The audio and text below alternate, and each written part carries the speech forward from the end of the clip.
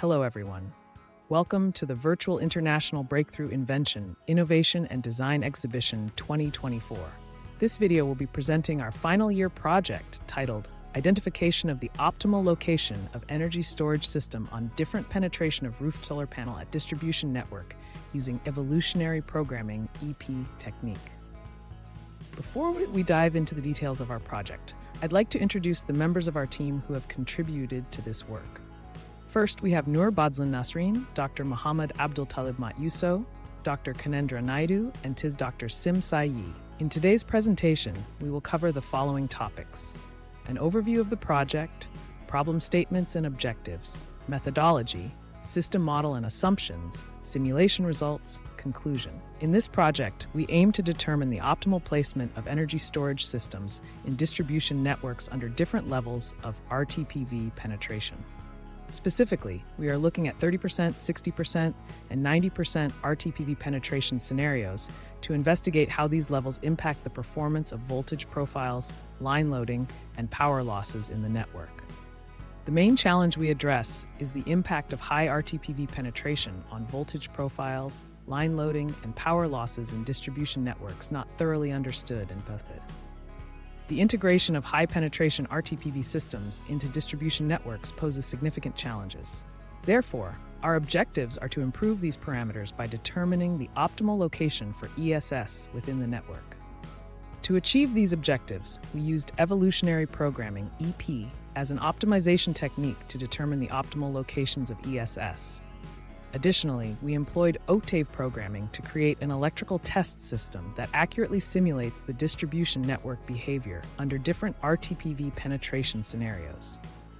Next, the system model used for this project is a distribution network with 30 buses that having an 11 kV, 0.4 kV grid transformer. Here we see the PV generation profile over a 24-hour period, which shows the variability of solar power generation throughout the day. The kilowatt peak size of the solar module for each residential building in the network is assumed to be 5 kilowatt. And this slide illustrates the normalized load profile for different feeders within the distribution network, showing how electricity demand varies throughout the day.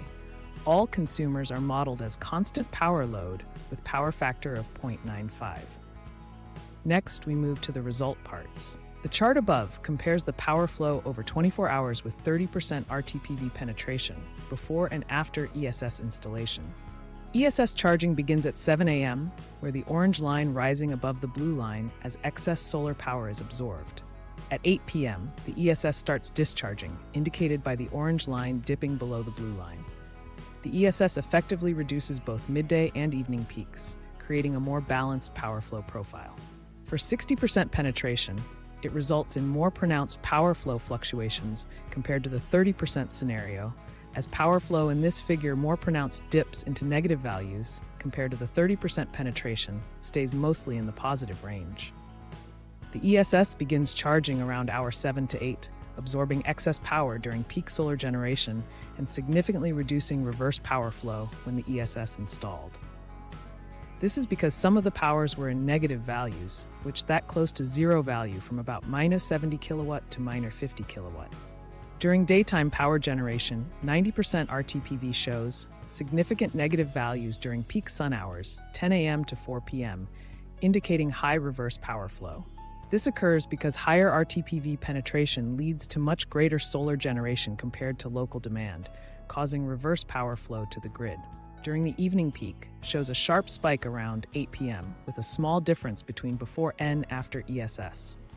This is because higher RTPV penetration causes a steeper ramp when solar production drops off, resulting in a more severe duck curve effect, which the ESS helps mitigate by discharging stored energy. For 100% penetration, the curve shows extreme negative values during daylight hours, indicating massive reverse power flow from excessive solar generation.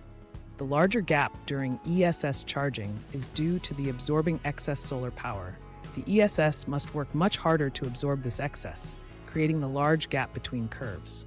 The smaller gap during discharging is because the ESS supplements evening demand when solar generation is low, leading to a less pronounced difference. In conclusion, strategically placed ESS can significantly minimize power losses, enhance overall efficiency, and reduce operational costs.